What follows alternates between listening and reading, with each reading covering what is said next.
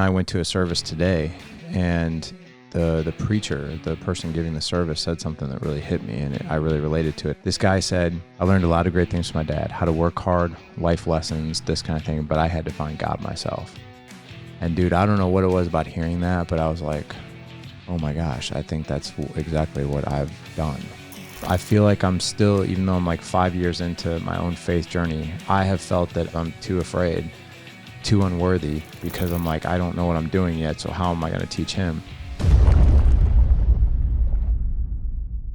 Okay, we did it. We actually hit record. I hit record. I didn't screw it up this time. Good job. Yeah, you did it this time. I'm so proud of you. I know. I didn't want you to fire me.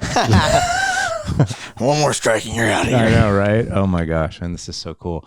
So this right here, man. This is our third show in July, and yeah, man, I'm really excited about today's topic and why today's topic is important. So let's talk about that first, and we're going to get to our show sponsor. So I'm going to give you I'm going to give you my take on why I think today's topic is important, and then I would love for you to talk to the dads out there of why you think it's important. So I'm going to be really brief. I think today's topic, we're going to be talking about leadership, the spiritual leadership of fathers, and that communication and that connection with your kids. And this is a scary topic, for me to talk about, for dads to talk about, because it's super intimidating, and it's also something really triggering for some people. And a lot of people even grew up with like really horrible experiences as it relates to religion and that kind of thing. And I think a lot of us out there, we might avoid this topic with our kids because we just don't feel like we even have the knowledge base, to do it. So we're going to come at this thing today full force with I think some things that I think guys really will be relieved to hear today, and even in conversations that you and I have had here recently. So that's why I think it's important. But how about you? I think this would be a really good topic to like inspire some people, just to find ways to inspire other people or even your kids to go on the journey of learning about God's plan, his like the righteousness, his righteousness, just learning about the good news and the gospel. And I think it's a very, very, like you were saying, very uncomfortable topic for most people. Yeah. But I think it's also a very, very beautiful thing to go through. Like, sure, it can be very, very hard. It's not an easy thing. Like, we're not perfect. No. The only perfect person that ever walked this earth was Jesus. That's right. But we just wanted to kind of inspire some people, and because this actually help, what we're going to talk about actually helped me start to grow closer to God. Yeah. So yeah, same here, man. Same here. Well, I'm excited about today's topic. Let's hit up our show sponsor today. I have some products here for you guys. I just posted some photos of, I went on a year-long journey it was July 8th. It was the day we got off that cruise ship. Oh my gosh. Oh man, that was a journey. How about we eat something and then we'll go to the buffet and get something to eat? Like, exactly. Oh my gosh. There was like an ice cream dispenser everywhere. Everywhere. But you know what, Lo? I've heard this from so many people that, like, given your environment, your willpower will be trumped at some point. Oh yeah, for sure. Yeah, like you're surrounded by stuff like alcohol and food and everything else, and like even the most disciplined people will finally just throw in the towel and be like, fine, I'm just gonna whatever, right? I don't know. I feel like there's some really tough people out there that could do it, but it's not gonna be easy because it's not. Literally 99.99% of the cruise ship is literally doing everything on there. The drinking, the eating, everything. Yeah. And you're bound to cave in at some point. You are, man. You really are. But like, I turned 49 on that cruise ship on July 6th. Oh, that's right. Yeah, I remember that. But then I drank alcohol every day, and I didn't get hammered or anything, but I had a handful of drinks every day throughout the day. And then I finally just caved and started eating bad. Yeah, and then I was just like, vacation. It's vacation, yum, yum, yum.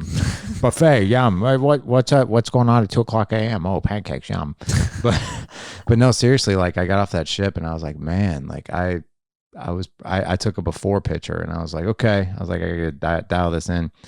gave up alcohol for 1 full year. And actually, as we're still recording, I still am. And, but I really dialed in a lot of things, my diet, how I was lifting. I actually, for a full year, recorded and journaled all my lifts in a journal, like, so I knew that I was getting stronger. But, you know, so I posted that before and after picture, and I was like, this is 49 and this is 50. And they looked quite a bit different. Oh, yeah. You know, I lost, I think there was about a 25-pound difference, and I went from about 17% body fat to about almost just a slight bit under 6. That's insane. It was crazy, but, and still remained faithful to my diet and everything, even when I busted my knee back in May. Oh yeah. So like, but that's like all I had. But a lot of people have been asking me like, well, what do you take? What have you been doing? So like, I at least want to start out with what I take in the morning. So like right here, you're going to see, if you guys are watching us on YouTube, I have these First Form hydration sticks. These are my 2 favorites. So strawberry and lemonade. I don't know. Have you ever had these? The lemonade one I have had, because during wrestling season, during Christmas break, when we didn't like have as many tournaments here and there, right? You told me I should start taking some vitamins and some of those hydration sticks. Yeah. And it changed a lot. Like a lot. I saw a difference. I saw a difference when I took those. Well, you're most dehydrated in the morning. Yeah. So like and you want to take those. I always like to, so I pause saying this because you're going to steal these now. So I mix a strawberry and a lemonade in a blender bottle every morning, and it's a strawberry lemonade. Electrolyte. Yeah, don't even think about it, bro. No. You can't stop me from thinking about it. You know I'm gonna do it. Oh, dude, it's so. You better buy extras. I know it's so good. I look for, and then I put 1 scoop of creatine in it, and I take 2 DB overdrives. The DB overdrives is just great for energy and focus, and but this is my go-to in the morning. These 4 things. So I feel great in the morning. It gives me that extra boost. Gets me super hydrated. And creatine, I think any supplement company could charge a lot more money for creatine. It is one of the cheapest. Don't give them ideas. I know, right? But I need to afford that. It is the most inexpensive, best supplement on the planet is creatine. So like, take that. And by the way, and if there's a fat kid in you that loves Reese's Pieces, Reese's peanut butter cups, the level 1 bars, they came out with this a few months back. This peanut butter chocolate. Oh my gosh. Oh my God, dude! Come on now. It was during wrestling season. I was starving. And this was a night after a practice, but I had a meet the next day, and I was like, I'm so hungry. Yeah. I need to be underweight though. And you're like, just have 1 protein bar. It shouldn't fill you up it filled me up. Yeah. It just I wouldn't gain so much weight. I had 1. I was like, oh, it's so good. It's so good. I decided to have another. Dude, yeah. I still made weight. Don't worry, I made weight, but I had 3 that night instead. Oh my gosh. See, I won't eat 3. You have no idea how hungry I was, and that was so good. I was like, I can't, but it's so good. At least it has protein in it. So I did have 2 the other night when we were over at your uncle's house. Really? I had a sweet tooth. I won't eat more than 2 though. So I think one time I had 4 and it destroyed my stomach. Your stomach. Yeah. You don't eat. Warning, disclaimer: don't eat more than 2 of these in one day. They will mess up. Like 1 is fine. You can if you want, but if you want to learn the hard way, go for it. I learned the hard way. Yeah. But no, seriously, like if you have like, I don't know, like I'm probably a little bit more sensitive to whey and all that stuff, but 2 is fine. I would never do 3, but yeah. So anyway, yeah, we'll have these links in the show notes for you guys. Like seriously, this strawberry lemonade electrolytes in the morning. I'm taking this. Yeah, dude, and you're not. I'm hiding them now. Creatine and some DB overdrive. This is perfect combo. And then for your sweet tooth, I usually have 1 of these almost every night. Just the perfect sweet tooth and after dinner, but.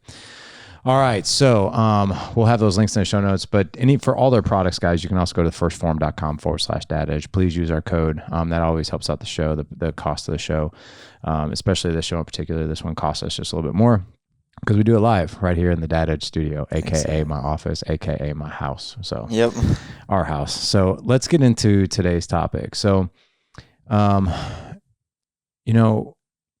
me just give some background on how I was raised. I was raised Catholic, and they actually call us, I don't know if you've ever heard this, cradle Catholics. Cradle Catholics? I didn't know that term. Yeah, I didn't know that term either. I was like, what is a cradle Catholic? That's when you're born into it, and you're you're just raised in it. Yeah. And, I mean, I think Catholics don't really have like probably the best reputation out there because we're known as like, we can drink. Hypocrites. We can drink and cuss and smoke. And then we go to confession and we tithe and we show up at Christmas Eve and Easter. And that's about it. Going to church twice a day. Yeah. Or twice a year. Twice a year. Yeah. Twice a day. And twice a day.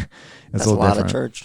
But I'll tell you, I didn't have the best experience growing up. Like I had parents. I had my grandmother was very big on guilt, so she'd pull like the guilt lever. Like if I didn't make church on Sunday, like literally, like that's a mortal sin. You're going to hell. You better go to confession before you can't go to communion. Which is the Eucharist. You can't take that until you go to confession. If you do that, you're wrong. And I'm like, oh my gosh, it was a lot of guilt. So it's just like, didn't you say it was like a very toxic religious household or something like that? No, I wouldn't say it was like super toxic. It was just sort of like, there was just that undercurrent of a lot of guilt that if you didn't toe the line, then, that the card of like, you're less than. And it was kind of like how you and I watched The Chosen, and it's the Pharisees. Yeah. Right? It was like, we live this high moral sort of thing. And if you don't toe the line, then, which I get that to some degree, but I also know that was that generation. That's just what they did. That's what they were taught. So like, they just kind of didn't know any better. I don't hold that against my family. It's just how they did it. Yeah. But I didn't really understand it. And I really didn't start actually coming into my faith until 2020. And I was mentored in, Operation Timothy. And then I really started kind of getting into the Bible. And then when The Chosen came out and you and I kind of started watching that, that's when like a lot of the pieces really started to come together. Oh, yeah. You could really relate to it more. 100%. Yeah. Can I go ahead and... I was done. Go ahead. Yeah. What I'm trying to say is like, what I was going to say is whenever so obviously I grew up Catholic as well. My whole life, I've always like, we would go to church on Sundays. We go to confession here and there, be a part of like Ash Wednesday, the whole shebang. Yeah. But here's the thing. I had no idea what I was learning.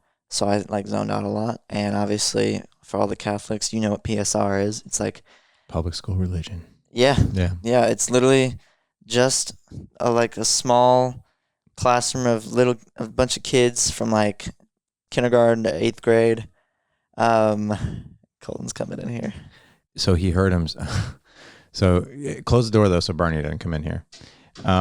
So Colton heard himself on the last show, and I'm sure he just wants to make a quick appearance. But hey, Colton, just stand right there for 1 second. Go ahead and finish, and then we'll bring little Colt in for a little like mid roll here. Yeah. What I was gonna say is so PSR is like a little classroom just to learn. Honestly, I don't even remember what it was that we were learning about. Like, I can't remember if it was about the church or about just the story of Jesus Christ or anything.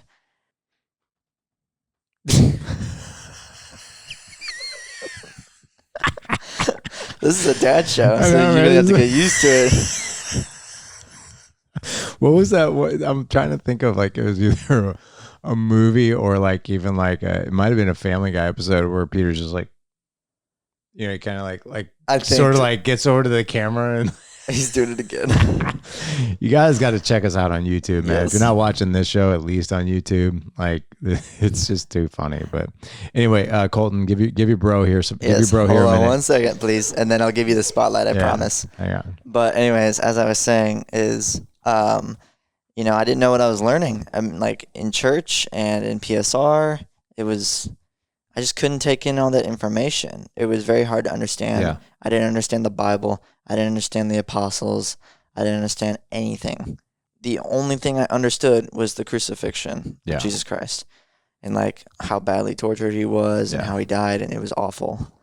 And I also learned, like, when I was very young, I think I learned a little bit about Moses as well. Yeah. But that was still really hard to understand too.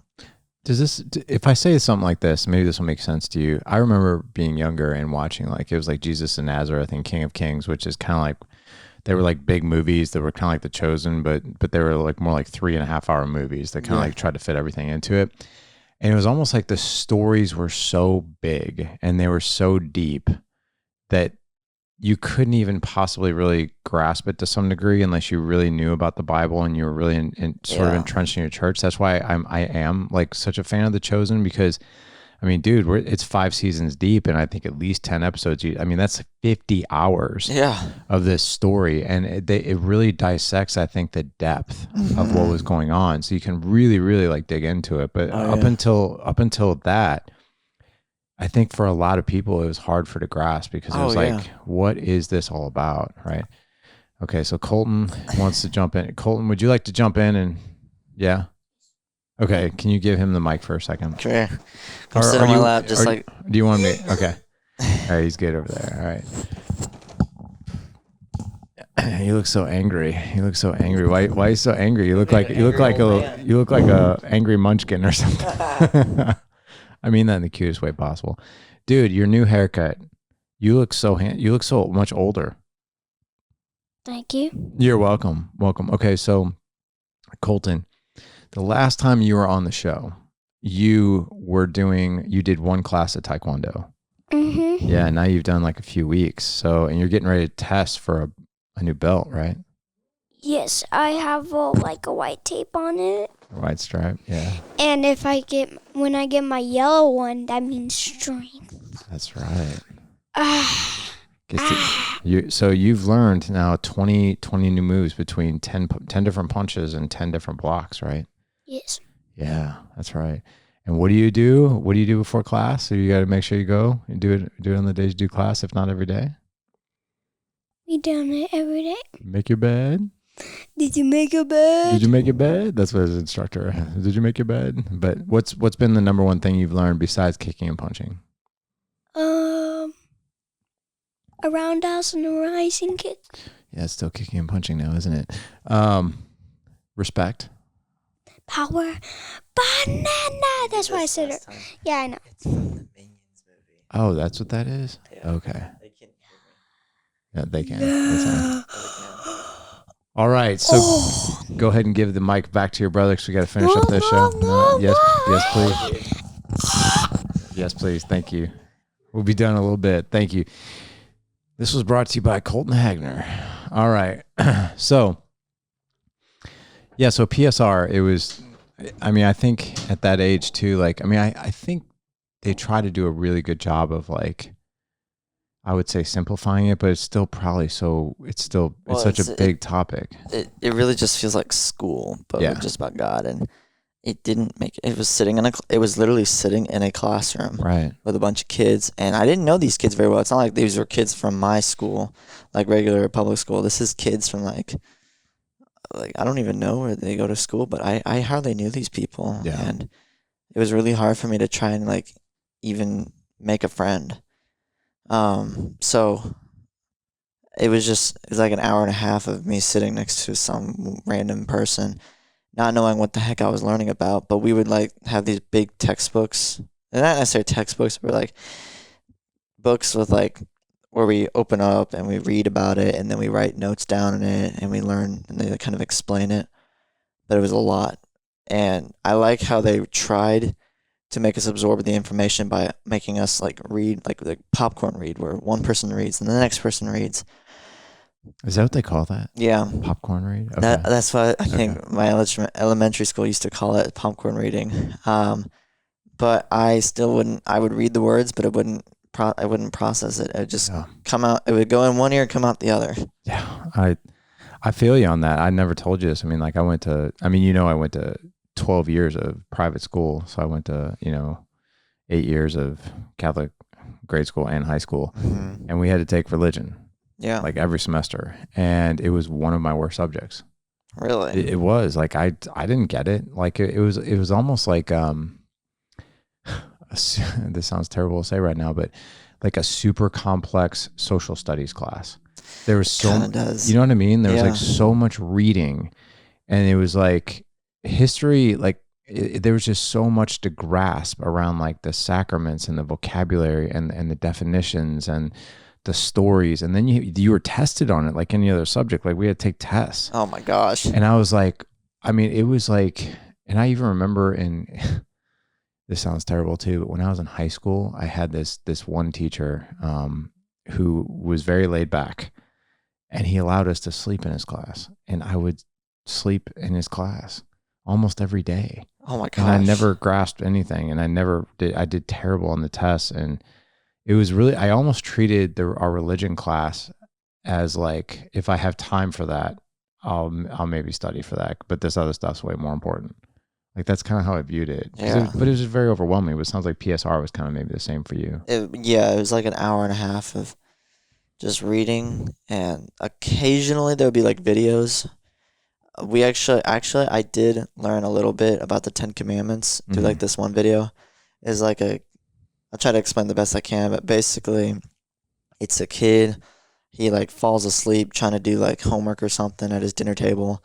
Falls asleep, but he's like, oh wait, no, it's like about like PSR stuff, not necessarily about school. He falls asleep at his dinner table and has a dream because he was confused about the 10 Commandments. Has a dream about how this angel like gave him examples of the 10 Commandments. Like he knew what they were, he just didn't understand how they all worked. Yeah. And so they like, it was like a video about how they like gave examples on how this commandment worked, this commandment worked, and you know what I mean? Yeah. So that's actually how I understood the 10 Commandments a lot better. That makes sense. That makes total sense. I remember even the 10 Commandments. It was like, I think when you're a little kid, you're like, okay, well, I know I'm not going to murder anybody. Oh yeah. You know what I mean? It's like, okay, well, I guess when I go to the grocery store, I won't steal anything. Yeah. And it's like, don't covet my neighbor's wife. Okay, well, I'm not even married yet. Yeah. But you don't really grasp like the depth and the meaning under those things. But let's bring it back to, like, I would say more present day. You and I, and we won't go into too much detail, but you and I had I would say a really in-depth conversation today about this, to where it was really revealed to me that I was not doing a very good job leading you. Like I actually thought that, well, we go to church on Sundays, we pray together as a family, we watch The Chosen.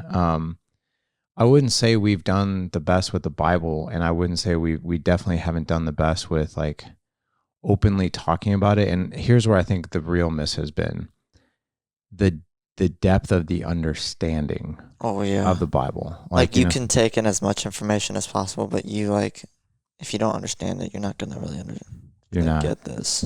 It's going to be really hard to even comprehend what the heck is going on. Right. Yeah, exactly. And, you and I went to a service today, and the preacher, the person giving the service, said something that really hit me, and I really related to it. And I wanted to share this with the audience because I think the guys can relate to it. This guy said, I learned a lot of great things from and this guy was 51 years old who was speaking today. Mm-hmm. I learned a lot of great things from my dad, how to work hard, life lessons, this kind of thing, but I had to find God myself. And dude, I don't know what it was about hearing that, but I was like, oh my gosh, I think that's exactly what I've done. Is like I've tried to teach Ethan, the boys, as much as I can about life. And to be honest, I wouldn't say I've avoided it, but it was more like, here's an example. We can relate it to band. How about that? Okay. So, I love music, right? And you love music. Yeah. You know how to play music. I don't know how to play music, but I think we can both go to a concert and appreciate music, right? And what really, really hit me is I've been bringing you to concerts so we can appreciate music that we're listening to. And what I want to step into now, and what was really revealed to me, and I asked you about this on the way home, is I was like, man, I feel like I'm still, even though I'm 5 years into my own faith journey, I have felt that I've been in the concert, in the audience, listening to the music with you because I'll just say it for what it is, too afraid, too unworthy to get up there and try to play an instrument with you and learn it, because I'm I don't know what I'm doing yet. So how am I going to teach him? Which I think that leads me to my first point, which is if you don't know what to do and you don't know how to lead this, what would it look like? And I asked you this, I still don't know what I'm doing 100% with this. I'm still I feel like I'm scratching the surface and learning, but what if we did this together? And the analogy that I would share with you, especially a guy who's in band, is let's get on stage together and let's learn some songs together. Let's learn this music together.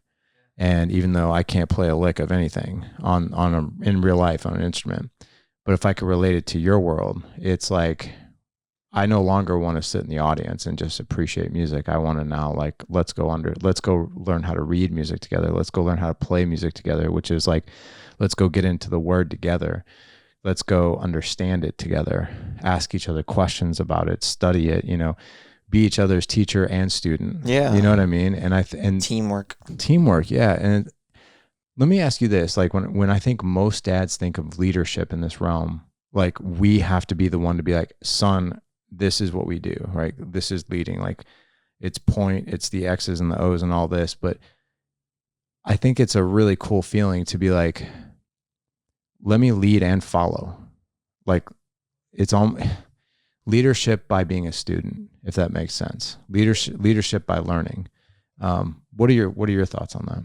Oh, I mean, honestly, that example is like spot on. I think that's a perfect example for even people that probably don't understand like what it really means. But like, yeah, I think honestly with leading it also becomes with like following as well. Like, because obviously leaders aren't perfect. They make mistakes too. So I think if we lead each other and follow each other, we will probably learn better because we're both learning and pointing each other in the right direction. Yeah.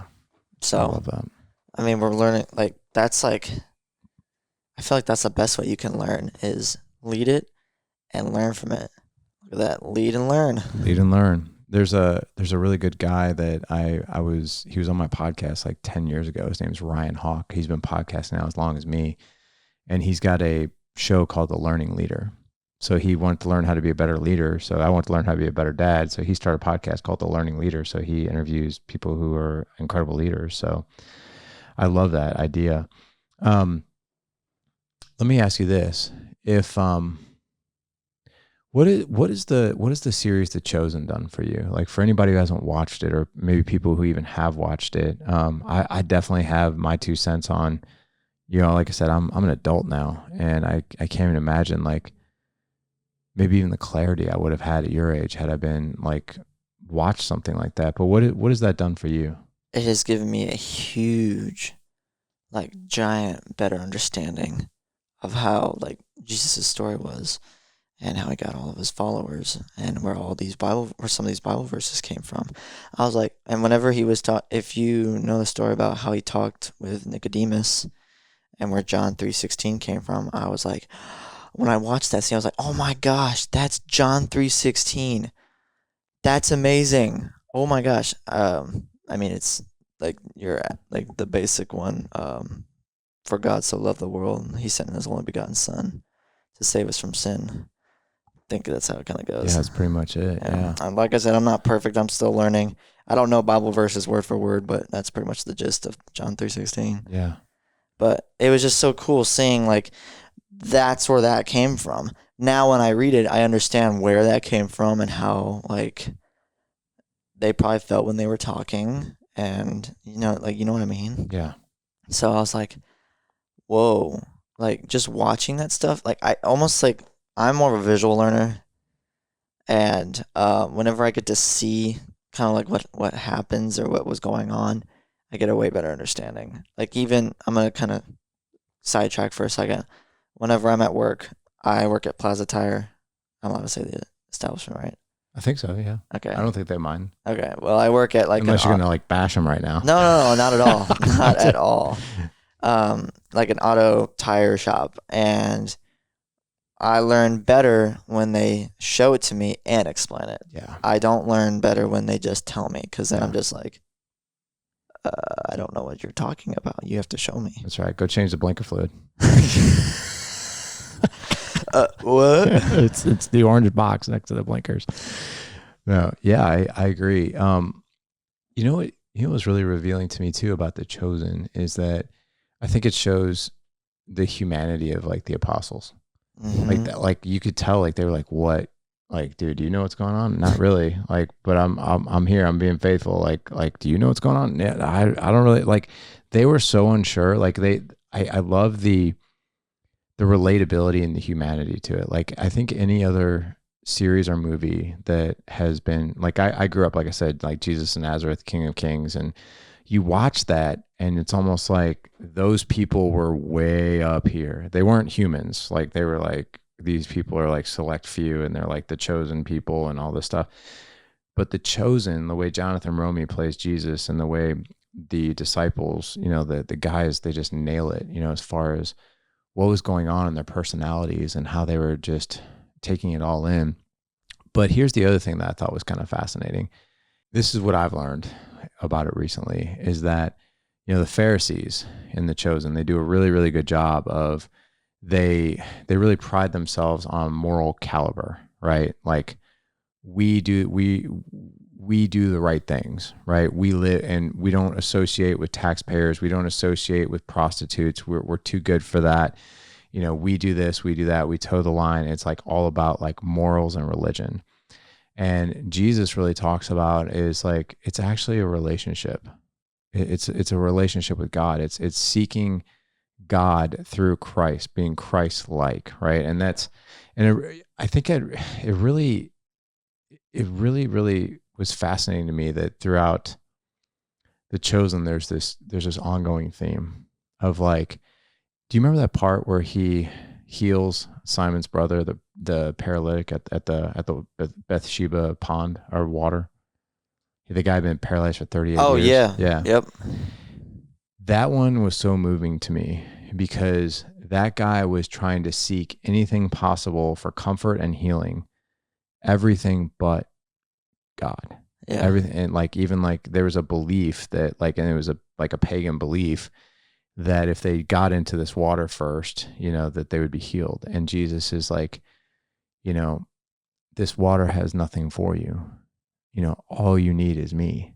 Like, that's it. And when you think about how, I think the Bible is complex, and I think some of it can be complex, but at the end of the day, like how cool is it? How amazing does it feel to know that all you need is Christ? Yeah. Like, that's it. That's just, it's putting your belief and your faith in him versus like all these other things that we think we must do or have to do, Oh yeah. There's actually this priest who's going absolutely viral on the internet.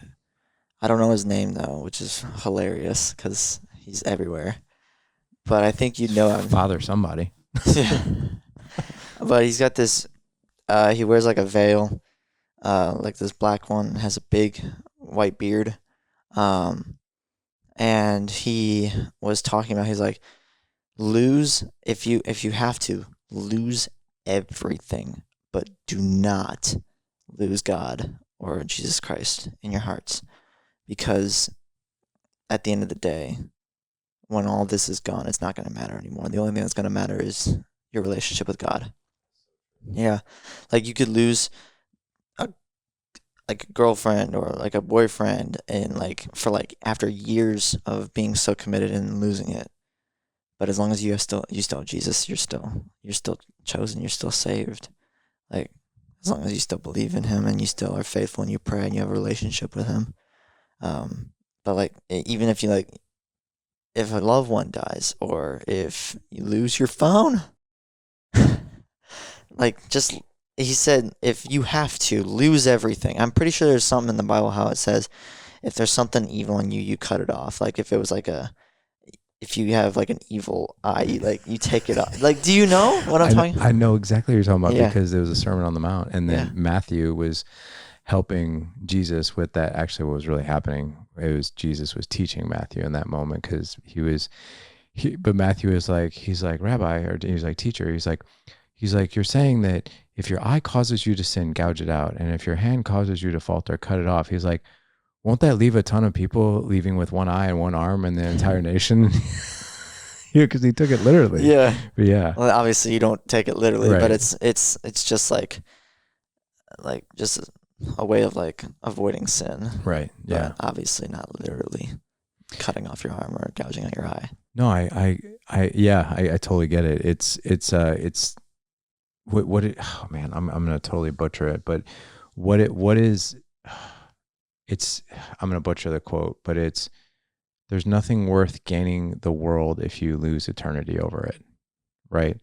So it's like you can gain everything you possibly want in the world, right? Riches and all this other stuff, and you can sow your oats and do all this crazy stuff if you want to, but it's all for nothing if you lose eternity. Yeah. Right. And Yeah. I think that's one of the biggest messages. Well, let me ask you this, because I want to make, because we were going to make this show like to the point tonight. As you and I move through this process of learning together, I have found, and I'm a little bit ahead of you in the study, but the one thing, the one spot that I have found most revealing to start is John, the book of John, chapter 1. It's 21 chapters. Read a chapter a day, and then just take a few minutes every day and just talk about it. Mm-hmm. I've been doing that with a friend and a mentor of mine. Well, you know him, Javier. Yeah. And I'll tell you, out of the past 25 days, because we got all through John and then we started reading Acts, and just even that dialogue of reading just that one chapter a day, and then just talking about it has been like, oh my gosh, like the clarity that's come out of that has been absolutely amazing. But what would it feel like just for you and I? Like I'll just start over. And what would it be like if we just read, a chapter a day? And we could even do it like on our own. Like sometimes what I'll do is I'll go for a walk and I'll listen to the chapter like through my Bible app or whatever. And then I'll send him a quick video over like what my thoughts were, and then he'll send me one back. But even if we did our study like that, because I know you're working full time now and your time is limited, and you've got your girlfriend, you got things going on. But even like on our own time, that we could maybe listen to a chapter a day, or if we have time to read it, or even if like in the rare occasion, or maybe it becomes a common occasion, that we could read it together, and then just have like a 3 to 5 minute discussion. That sounds amazing. Yeah. Because I've been trying to get closer to God. I started praying a lot more often ever since me and my girlfriend started dating. Yeah. Obviously, I feel like there's way more to it than just praying and going to church. You obviously, like you're doing, you're opening up the Bible. I haven't done that in a long time. Yeah. So I definitely need to work on that. And I also would like to say this real quick. This just came to mind. Yeah. People tend to worry so much about how they can, like, know God, instead of, like, just kind of, like, taking a few steps back and just being like, whoa, you need to breathe. It's okay. You don't need to worry. I don't want you to worry. Obviously, there's a lot of learning to do, but you don't need to worry about it. Like, I think there's a Bible verse in there that says, like, just like, do not be anxious. Yeah, like give all your worries to God. Right. Like don't overthink so much about how you can grow closer to Him, because it's not gonna do anything for you. It's just gonna grow you farther away with all that like anxious feeling and that worry. You're not gonna feel God's love. You're just gonna feel worried. So true. I mean, it's anxious and anxiety and fear. I mean, that's more of a work of the enemy. Yeah. Because what he's trying to do is distract you from leaning in and surrendering. Yeah. Because like the thing is that one of the greatest tricks that I've learned through this study is Satan doesn't necessarily care if you follow him. What he really cares about is just keeping you away from God. Yeah. That's it. That's his minimal goal. He's like, well, if I can just keep you away from him, I'm winning. Yeah. Like, so like when you're learning more about God and you start to get overwhelmed or worried or you're scared, just know that it's going to be okay. Yeah. And you need to try to find ways to like not worry so much, like try to relax a little and really feel like God's love. Like people meditate, or like when they pray, like, can I say something about our priest? Yeah. So when he came over for dinner, and he said sometimes whenever I want to listen to God when I'm praying, I sit in the church and just with a cup of coffee, I sit in there in silence, no one's there, and I just listen. Just kind of like what the Holy Spirit has to say. Yeah. And it just grows, it pulls him towards more like just towards God. And he said something like consolation in Is it decimation? Yeah. No, I don't think it was that. I know what you're saying. He said when he was over here, but I don't remember exactly what the word was either. Mom knows. Consecration. Right? No, desecrate. I don't even remember. I thought it was desecration and consecration. It's consolation, not constellations. Right? Not the stars. No, consolation and desolation, I think. I think that was it, yeah. Desolation, I think that's what it's called. But basically, consolation is growing closer to the light. Desolation means growing farther from the light. Yeah. So. Yeah, and you know what's so crazy? You and I are trying to figure this out as we're talking right now. Yeah. You know, and there's something that even as we wrap up here, like there's something I think really revealing, and I want to shed some light on men out there, and you know, you as well, is that there's this tremendous pressure that we have to have it all figured out. You know, like we have to like almost be experts in it in order to be able to even talk about it, right? And like even like have a conversation about it, which actually isn't the case, you know. And that I think even that, think about this for a second. You think about consecration and desolation. Constellation. It's like Latin terms. It's not constellation. Right. But it's something that brings you closer to the light. Yes. Something that's further. Yes. Try this on for size. The fact that we probably feel, most people feel, well, in order for me to even talk about it, I have to know all about it. And because we feel that way, we don't talk about it, which is actually desolation. Yeah. Right? Isn't that crazy? If Wait, you really think what the heck? That really like... Because if we're not moving towards the light, because we're not even talking about it, because we don't feel like we're worthy to talk about it. Or we're just too uncomfortable, because like we were saying earlier, it's a very uncomfortable, triggering conversation to have. Right. Like everyone has different beliefs. Right. Everybody's got different beliefs, right? But like even like between me and you, father and son, right? It's like I know as your dad, sometimes I'm like, I need to go have that conversation with him, but I don't know exactly what it looks like. So maybe I just don't have the conversation, which is not moving us anywhere close to the light. That's not even me being a leader, you know, but if I were to say, you know, hey, let's read this chapter and let's have an open conversation about what we took from it. I mean, that's more towards the light, even if it feels like we're stumbling through it. Yeah. You know, it's better to still like try as hard as you can. Yeah. Until like you die, to try to understand God and his relationship with you and his plan for you, than to not try at all. I 100% agree. That I literally just said that, and I'm like, whoa, where did that come from? I know, right? I know. But like, I wanted to say this real quick. Like, even if you're not an expert, and you want to have that conversation with your kid, learn together. I love that. Yeah, like it. In order for you to really understand it, you have to learn it. Yeah. And what better way to do it than to learn it with your son or your daughter or any kid? Like, it's like a perfect like learning experience for a father-son, father-daughter, or even just parents in general with their kids. Yeah, I agree. Like that's like, I feel like you learn better because you're both learning and you're both leading each other. Like what we were saying, you lead each other, but you also follow each other. I agree. And I guarantee you'll learn some from me, and I'm going to learn some from you. And I think that's the fruit, and that's moving us both more towards the light and not being stagnant, you know, and like, which is more towards the darkness, you know, if we're not, it's kind of like your Tommy Boy was on in the background today. In auto parts, you're either growing or you're dying. There's nothing in between. So it's like, you know, it's either we're moving closer towards it, that relationship with God, or we're stagnant or not. We're actually declining. So, well, dude, as we wrap this up, go ahead. Yeah. One more thing. I feel like I needed to say this too. Yeah. So when I was on, obviously social media, it probably isn't the best place to understand that stuff, but it probably gives you a better idea.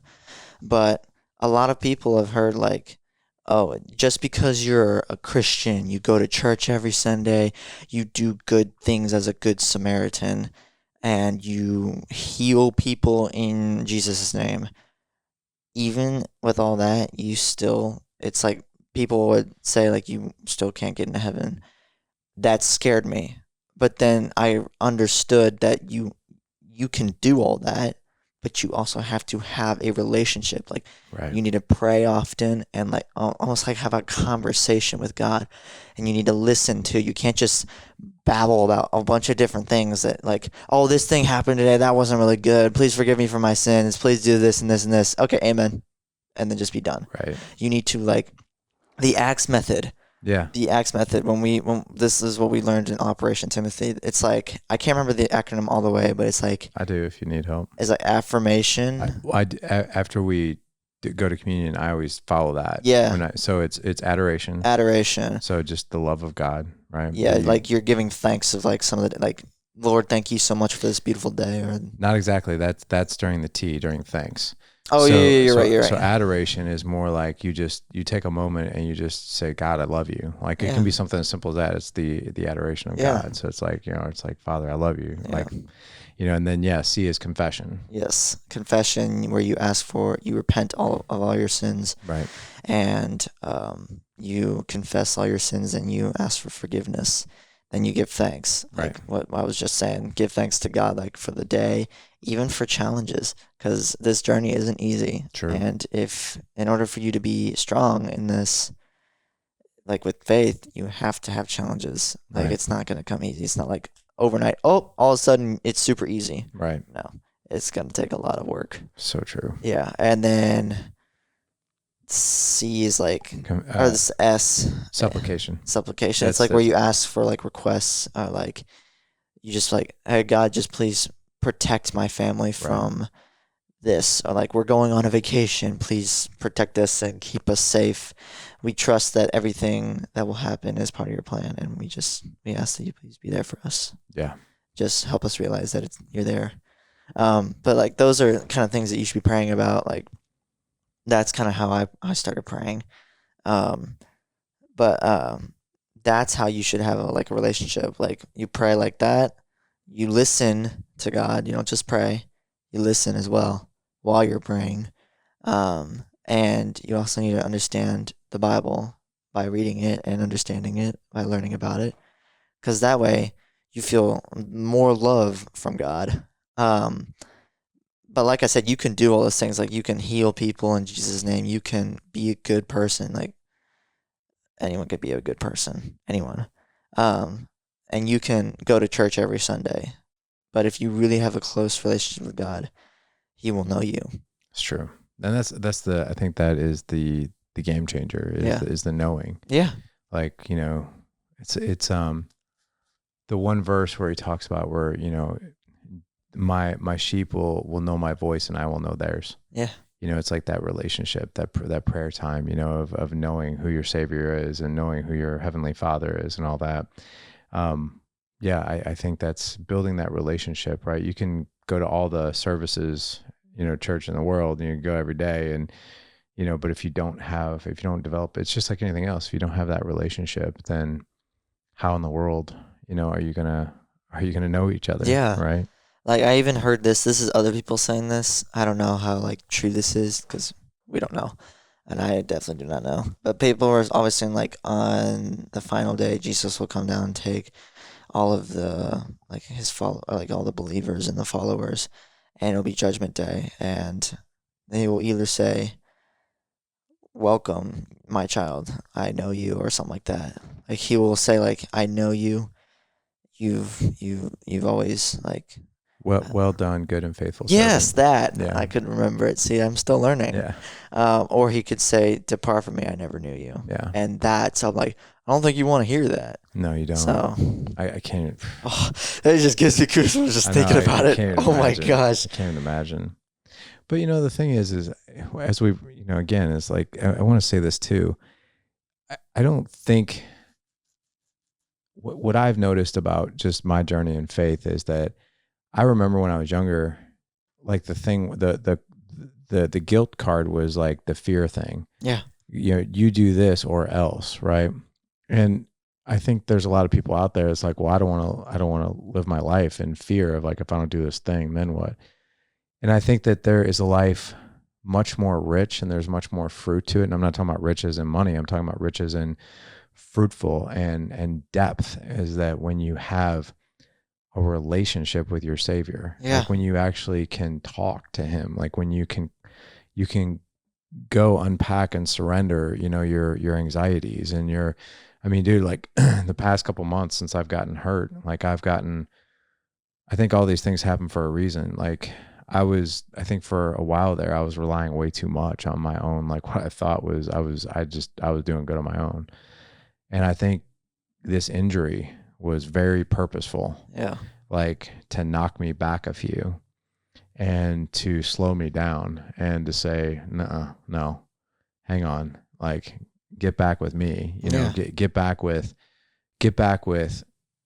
that, what it feels like to actually surrender. And as hard as physically the past couple months have been, it's kind of like when you and I were in church a couple weeks ago, that being a Christian, it ain't easy, man. No, it's not. It's not sunshine, rainbows, and unicorns. It is hard. Yeah. And it's within that suffering. Like if you can get past, like some people, and I used to be like this too, where when I'd go through a hard time, I'd get angry at God. Oh yeah.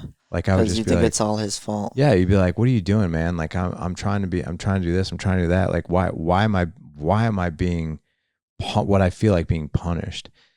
And what I think you don't really realize is when you're going through that suffering, there's actually pruning, and there's actually like a beautiful thing that's happening. Yeah. You just usually don't realize it because you're too cut off by the anger. Yeah. But if you can sit back and be like, okay, like what's actually happening here? What are the good things that are happening that I'm seeing now? And when you do that, there are some tremendous things that you see for sure. Like, just a few examples real quick. I know we're wrapping up here soon, but I'm just going to say it so fast. But whenever you start to turn to God and like try to change your ways and start heading towards his plan, it will get 10 times harder, if not more. Yeah. Because I noticed whenever I started praying more often, my days were getting harder. My temptations were at its highest. Like, I'm just like, oh no, how am I gonna? And then whenever I fall in, I'm just like, oh no, God probably doesn't love me. No, that's not the case. Yeah. But you have to realize that what you did was wrong. Right. You can't just be like, no, it's okay. God will forgive me. You can't just. Well, let's talk about that for a second. Yeah. Because I know we said we're going to wrap up for like 15 minutes, but we keep, there's a greater. So many good things to talk about. Well, there's a greater power, I think, that's happening here. Like you and I prayed before we did this, and we're like, we're just going to surrender. So like you and I are trying to be the human people wrapping this thing up, and God's like, oh no, there's more to say here. There is a lot more to say. Yeah. So the thing about that, so I was, when I was in Legacy Builders, which was, it was Operation Timothy, and it was that weekly Bible study. I heard a quote, and it is, the tallest tree in the forest is the one that gets hit by lightning. Yeah. And that means, so like when you're trying to be closer to God, I think that's when the enemy puts a more hot target on your back, because this was kind of like, since I love football, obviously, but the enemy isn't necessarily worried about the people in the stands. Because people in the stands, they're just like, we're just here to watch, like it's like cheer on our favorite team. Cheer on your favorite team. So like, think about it like this. That's like, the enemy isn't really worried about the people who'd be like, I'm good enough. Like I don't really do anything wrong. Like I go to church every now and then. I'm good. And the enemy's probably like, okay, I got you. Like I ain't worried about you. Yeah, you're good. You're Don't good. worry. Yeah. That's the way it was described to me. The enemy really wants the people that want God. Yeah. Right. Because he wants to trip those people up. Right. Like when I was writing Spirit of Fatherhood, which I felt completely unequipped to write that book. In fact, I say now that wasn't my book. In other words, there was a greater power that was writing that book than me. And like, I was just very obedient to like whatever. Like I had to do. You kind of just let God take control. I did. I had to do a ton of study, obviously, to write that book, but I also like just allowed whatever was supposed to be. And then but during that time, I had the most horrific challenges that kept coming my way. And I was just like, oh my gosh. Like I hired a high paid executive COO that cost me 6 figures that year. unfortunately went the other direction. I lost a ton of money in this one employee. I busted my other knee at that point in time. I mean, there was like a lot of crazy things. We had really bad health insurance at the time. We paid over $30,000 in healthcare bills that year just for my knee alone because our health insurance was horrible. And I was just like, oh my gosh, like, can I get a freaking break here, man? Like it was like all kinds of things were happening. And I don't remember the detail, but there was even like battles going on with you guys. Like, I was just like, holy crap, man. I feel like we're the biggest target and the guy who is in charge of my Bible study was like, well, of course that's what's happening right now. Dude, you're getting ready to launch this book. Like, you're a huge target right now. So back to what you were saying, I think when the enemy senses like, oh man, he's getting closer to God. He's getting closer, to Jesus. So like, I gotta trip him up. Right? Because these people over here, they're distracted. I'm not so worried. But this guy over here who's praying all the time, yeah, I gotta do something to mess him up. Yeah. So I think there's a lot of truth to that when we get closer to God, we also have to be very prepared that we're going to be put to a test. You will be targeted by a lot of negativity and evil. Yeah. But that's also testing you. Like, if you can stay away from that and be as strong as possible with your faith and your relationship with God, you're already still on the right path. Even though it's hard, you're still good. Right. I actually saw this video. I can't remember what it said. What he said word for word, it gave me goosebumps thinking. It's giving me goosebumps thinking about it right now. He said, the devil he won't like target you if you like don't care about like going closer to God. He will only care about you whenever you're growing closer to God, and he will pull you away. That is not what he said word for word. I have to find the video because the way he said it ran chills down my spine. I was like, whoa. Well, if you find it, let's put it in the show notes. Yeah, I will try. I'm going to find that video. Because as we're recording, we got about a week and a half. So so guys, what we'll try to do is we'll try to have what Ethan's talking about in the show notes for you, so you can check it out. But yeah, if you can send that to me. I can't promise I'll find it though. Well, if it's not in there, Like, but we'll try to find it. And if we can't find it, then they'll just know. So you'll find other examples too of what I'm trying to talk about. Yeah. But I will try to find that video because it's a really good one. Yeah. Dude, this has been, I feel like my heart's full. Me too. Like, I'm getting a really good feeling about just talking about this stuff. Me too. Yeah. Me too. This has been really good. So you want to start with John?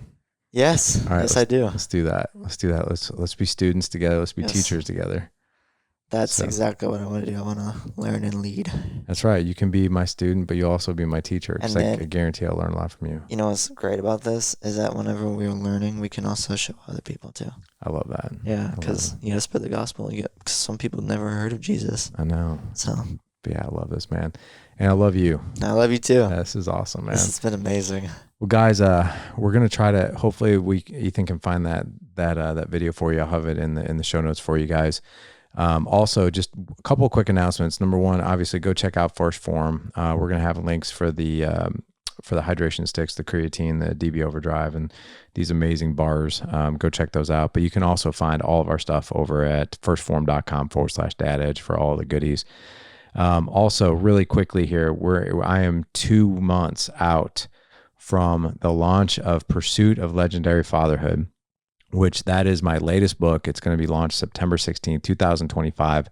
If you guys go to the dadedge.com/legendary book, you can actually pre-order a copy of the book. I won't be able to mail it out to you guys until September, but you can pre-order it. And if you pre-order it, you'll get access to my 2 most popular courses, which is number 1, creating more patience. So if you're anything like me, who was trigger happy and angry, quick to anger. That's another thing about growing your faith is patience. Patience, right? Yeah, exactly. But that's going to be 1 course for you. And then creating an extraordinary marriage. A lot of guys out there are struggling with marriage. I created a course on there where you'll learn 11 different skills around communication, connection, and intimacy with your wife. Both of those courses go for $500 each. So If you pre-order my book, you will get free access to those 2 courses. So like I said, if you guys go to thedadedge.com/legendary book for that. Ethan, this was awesome, man. It's been amazing. Such a blast, dude. This has been so much fun. I know. I love doing these shows with you, man. Me too. Back at you, man. All right, gentlemen, go out, live legendary. Take care.